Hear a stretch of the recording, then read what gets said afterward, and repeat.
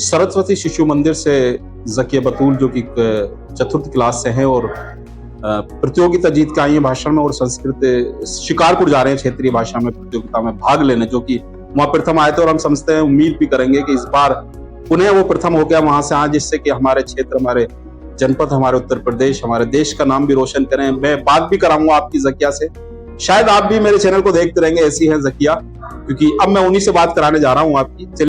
मैं नाजिम बेग अपने चैनल में सभी दर्शकों का स्वागत करता हूं। आप देख रहे हैं हमारा चैनल बिग न्यूज से। मेरे साथ निरंतर बने रहिए, क्योंकि मैं आज जिस खबर से आपको रूबरू करा रहा हूं वाकई वो हमारे लिए हर्षोल्लास की खबर। हर्षोल्लास की खबर इसलिए कहेंगे क्योंकि मैं आज बैठा हूं सरस्वती शिशु मंदिर में, जहां मेरे बराबर में कक्षा 4 की छात्रा है ज़किया बतूल। ज़किया बतूल जो कि सांखनी के से निवास करती है, स्वर्गीय रजब अली की पुत्री है। आज मेरा इंटरव्यू लेना इनका और इनके बारे में बताना बड़े ही, मैं समझता हूं कि शायद मुझे भी एक ऐसा एहसास हो रहा है कि मैं इन बच्चों को, जो छोटे छोटे बच्चे हैं, वो इतनी ऊंचाइयों पर जाना चाहते हैं कि शायद हम भी नहीं सोच सकते। मेरे चैनल के माध्यम से मेरे दर्शक जो देख पा रहे हो, क्योंकि मैं अब उन्हीं से ज़किया से बात कराऊंगा, कौन सी क्लास में है और क्या किस लिए मैं बात करा रहा हूं ये भी वो स्वयं बताएंगे आपको, क्योंकि आज उन्होंने अभी जो पीछे जीत के आई हैं, एक प्रतियोगिता होती है जिसको सांस्कृतिक प्रतियोगिता कहते हैं, जहां भाषण होता है। उस भाषण में अव्वल नंबर लाकर आगे सांस्कृतिक प्रतियोगिता में भाग लेने शिकारपुर जा रहे हैं, जो कि 3 प्रांतों की होती है। तो चलिए अब मैं बात कराता हूं ज़किया, हम अपने चैनल में खैर मकदम और स्वागत करते हैं। ज़किया, आप बड़ी छोटी सी हैं और मैं समझता हूं कि आपने जो सपने देखे हैं बहुत ऊंचे देखे हैं, और वो सपने समझता हूं कि ऊपर वाला परमेश्वर अल्लाह मियां आपके सब वो सपने पूरे भी कर रहा है, क्योंकि इतनी सी नन्ही सी उम्र में आपने जो मुकाम हासिल करा है वो शायद किसी के बस का नहीं होता। अच्छा ज़किया, कौन सी क्लास की छात्रा है, कौन से स्कूल में पढ़ते हैं? सर, हम सरस्वती शिशु मंदिर की छात्रा है और हम चतुर्थ क्लास में पढ़ते हैं, 4th क्लास में पढ़ते हैं। अच्छा, आपका कहाँ, आप जो संस्कृत भाषा में भाषण में भाग लेने गए थे, कहाँ गए थे आप? सर, पहले हम बुलंदशहर गए थे, उसके बाद हम नोएडा गए, वहाँ पर हमने प्रथम स्थान प्राप्त करा। अब हम शिकारपुर जाएंगे। शिकारपुर जाएंगे, वहाँ आपने प्रथम स्थान प्राप्त किया था। आपने प्रथम स्थान क्या भाषण दिया था जो आपको प्रथम स्थान मिला? सर, हालांकि बच्चे तो बहुत सारे होंगे वहाँ, लग पा रहा था कि आप प्रथम स्थान पालेंगे वहां से? नहीं लग पा रहा था? कॉन्फिडेंस था? नहीं सर, कॉन्फिडेंस बिल्कुल नहीं था, मतलब विश्वास था अपने ऊपर। विश्वास था। बहुत अच्छी बात कही, क्योंकि ये जो मेरे बराबर में ज़किया बैठी हैं और बात करते में शायद मेरे चैनल के माध्यम से आपको कुछ सीख पा रहे हो, लेकिन जब आप इनसे मिलेंगे तो वाकई एक आपको भी एक होगा कि वाकई यार ज़किया इतने होनहार है, शायद हमें मिलना चाहिए। ज़किया, आप कौन सा भाषण दिया था आपने? सर, हमने रानी लक्ष्मीबाई के ऊपर भाषण दिया था। क्या भाषण था वो? इधर देख के बताएं, शुरू करें भाषण।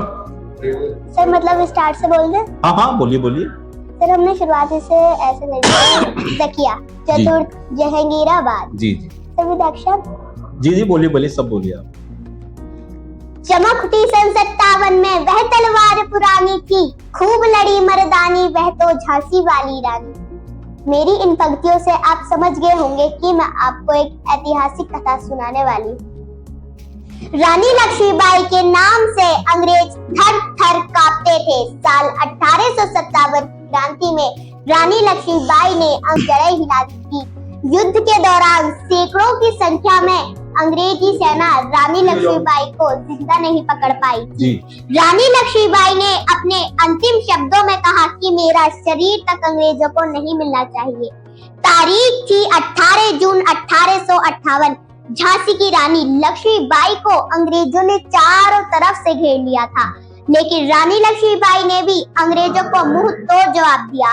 ब्रिटिश सेना युद्ध लड़ते लड़ते थकता, उससे पहले सैनिकों की टुकड़ी आ गई थी। टुकड़ी के अचानक लड़ाई में कूदने से ब्रिटिश सेना में फिर से जान आ गई, लेकिन रानी लक्ष्मीबाई अंग्रेजों की इस चाल को तुरंत ही समझ गई। लड़ते लड़ते रानी लक्ष्मीबाई के सैनिकों की संख्या धीरे धीरे कम होती जा रही थी। रानी लक्ष्मीबाई ने सोचा कि यहाँ से पीछे हटने में ही भलाई है, और अंग्रेजों को चकमा देकर इतनी तेजी से हटी कि अंग्रेज को समझ ही नहीं पाए। रानी और उनके सैनिक युद्ध से भागकर 1 मील की दूरी पर आ पहुंचे थे, लेकिन अंग्रेजी सैनिक भी पीछा करते करते वहां आ पहुंचे थे। कैप्टन रॉड्रिग्स जो पहले शख्स थे जिन्होंने रानी लक्ष्मीबाई को अपनी आंखों से लड़ते हुए देखा था। उन्होंने घोड़े की लगाम अपने दांतों में दबाई हुई थी और दोनों हाथों से तलवार चला रही थी और एक ही साथ दोनों तरफ वार कर रही थी। अब लड़ाई नए सिरे से शुरू होती है। जगह थी कोटा की सराय। रानी लक्ष्मीबाई के एक सैनिक की बजाय अंग्रेजों के 2 सैनिक लड़ रहे थे। लड़ते लड़ते एक अंग्रेजी सैनिक ने रानी लक्ष्मीबाई के सीने में संगीन भोग दी, लेकिन रानी लक्ष्मीबाई ने तुरंत ही मुड़कर अपने ऊपर हमला करने वाले सैनिक पर पूरी ताकत से तलवार लेकर टूट पड़ी। रानी को लगी चोट इतनी गहरी तो नहीं थी, लेकिन से काफी तेजी से खून निकल रहा था। घोड़े पर दौड़ते दौड़ते उनके सामने पानी का एक छोटा सा झरना आ जाता है। रानी को लगा कि वह घोड़े की एक छलांग लगाएंगी और झरने के उस पार कूद जाएंगी और उन्हें कोई नहीं पकड़ सकेगा, मगर अफसोस था कि घोड़ा छलांग लगाने की बजाय इतनी तेजी से रुका कि उसने 1 इंच भी आगे बढ़ने से इनकार कर दिया। तभी रानी को बाएं तरफ कमर में आके एक गोली लगी। उनके बाहिने हाथ की पकड़ी तलवार छुटकर जमीन में गिर गई। जैसे ही उन्होंने उस हाथ से अपनी कमर से निकलने वाले खून को रोकने की कोशिश की, मगर तब तक उनके घोड़े के बगल में एक अंग्रेजी सैनिक पहुंच चुका था। जैसे ही अंग्रेजी सैनिक ने रानी लक्ष्मीबाई के ऊपर वार करने के लिए अपनी तलवार उठाई, तभी रानी ने भी अपने दाहिने हाथ की पकड़ी तलवार से उसे रोकने की कोशिश की, मगर उसकी तलवार जाकर रानी के सिर पर लगी और उनका माथा ही फट गया। माथे से निकलने वाले खून से रानी लगभग अंधी ही होकर पाई और घोड़े से नीचे गिर गई। तभी अचानक उनके एक सैनिक ने घोड़े से नीचे उतरकर उन्हें अपने हाथों में उठा लिया और उन्हें पास ही के एक मंदिर में ले जाया गया। रानी की हालत लगातार गंभीर होती जा रही थी और मंदिर के दरवाजे के बाहर लगातार फायरिंग हो रही थी। काफी समय बाद उनके आखिरी सैनिक को गोली लग गई तो अंग्रेजों ने समझ लिया कि अब रानी जिंदा नहीं रही। तभी एक अंग्रेजी सैनिक जोर से चिल्लाया, रानी अभी जिंदा है।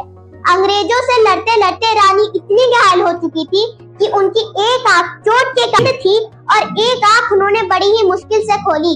उन्हें सब धुंधला धुंधला दिखाई दे रहा था और उनके मुंह से रुक रुक कर शब्द निकल रहे थे। दामोदर को मैं तुम्हारी देखरेख में छोड़ती हूँ। रानी लक्ष्मीबाई ने अपने अंतिम शब्दों में कहा कि मेरा शरीर तक अंग्रेजों को नहीं मिलना चाहिए। इसी के बीच रानी की सांसें रुक गई। उनके कुछ सैनिकों ने मिलकर उनकी चिता में आग लगा दी ताकि उनका मृत शरीर भी अंग्रेजों को नहीं मिल पाए। मैं ऐसी वीर महारानी लक्ष्मीबाई को बार बार नमन करती हूँ। धन्यवाद। भारत माता की जय। देखिए बैठो, ये मेरे चैनल के माध्यम से मेरे दर्शकों ने देखा, जकिया यूं तो लक्ष्मीबाई का पूरी कहानी आपको बताई, लेकिन उसके हाव भाव, उसने जो अपने शब्दों से जो बातें बताई और जो जिस अंदाज में बताई, वाकई प्रतीत होता है कि हमने रानी लक्ष्मीबाई तो नहीं देखी, लेकिन जकिया को उस रूप में जरूर देखा। किस तरीके से एक जो भाव था, एक भाव था जकिया ने जो रानी लक्ष्मीबाई के रूप में हमें दिखाया, शायद हम उसको नहीं भूलेंगे। हमारा चैनल के माध्यम से जितने भी देख पा रहे होंगे, आपको जकिया नहीं भूलेंगे। क्या कहना चाहते हैं जकिया, क्योंकि आप इतनी सी नन्ही सी उम्र में आपने जो इस आवाज में, नन्ही सी आवाज में जो आपने बयां यहाँ कारा रानी लक्ष्मीबाई की जो आपने पाठकथा बताई थी। सर बात यह है कि मुझे अपने टैलेंट के बारे में मुझे खुद को नहीं पता था। नहीं पता? नहीं सर, मतलब मोनिका मैम है जो मुझे बहुत प्यार करती है, मतलब तो उन्होंने मुझसे बोला कि जकिया तुम कथा बोलो, तुम बोल सकती हो। तो मैंने प्रैक्टिस करी, मैंने बोला। मुझे खुद के अंदर जो टैलेंट था मुझे खुद पता नहीं था। मैं मतलब सारे टीचर ने बोला कि इतनी छोटी सी बच्ची है कैसे बोल पाएगी, जी जी। पर मोनिका मैम ने कहा कि इन्हें एक बार तुम बोल के दिखाओ, माइक पे बोल के देख पालो। जी जी। जब हमने बोला सभी टीचरों ने तारीफ करी, तो उसी के माध्यम से हमें, आप देख पा रहे हो मेरे दर्शक, शायद पत्रकार मैं हूं लेकिन बातें यही कर पा रही हैं और सवाल भी यही मुझसे कर पा रही है, क्योंकि वाकई ऐसा हाजिर बच्चों को आगे निकलना चाहिए। बता पा रहे हैं कि मुझे तो पता ही नहीं था कि मेरे अंदर इतना टैलेंट है। मेरी टीचर्स मोनिका मेरे टैलेंट को पहचाना और मुझे बताया कि आप मंच से बोलें, एक भाषण दें, जिससे कि पता लगे कि आप कितना अच्छा बोल सकते हैं, कितना अच्छा। ये घर पर भी आप करते रहते हैं, मम्मी के सामने या परिवार के सामने ऐसा, या नहीं सर, पहले तो नहीं करते थे, पर जब हमने पार्टिसिपेट करा, मम्मी ने भी हमको बोला कि हाँ बेटा तू बोल सकती है।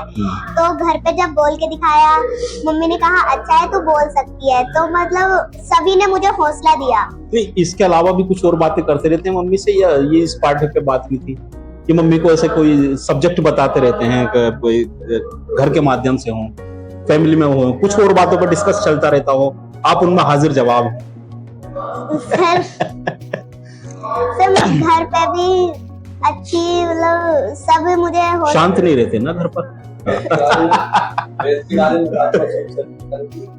बता रही हैं कि मैं घर पर भी शांत नहीं रहती, क्योंकि मेरे अंदर जो बोलना और चंचल जो बातें हैं वो मैं अपनी साथ में, मेरे पास कुछ नहीं रहे, मेरी बातें जो निकलनी चाहिए, मम्मी तक पहुंचनी चाहिए, मम्मी से जो हमारे घर में फैमिली में सिस्टर होती हैं उनमें पहुंचनी चाहिए।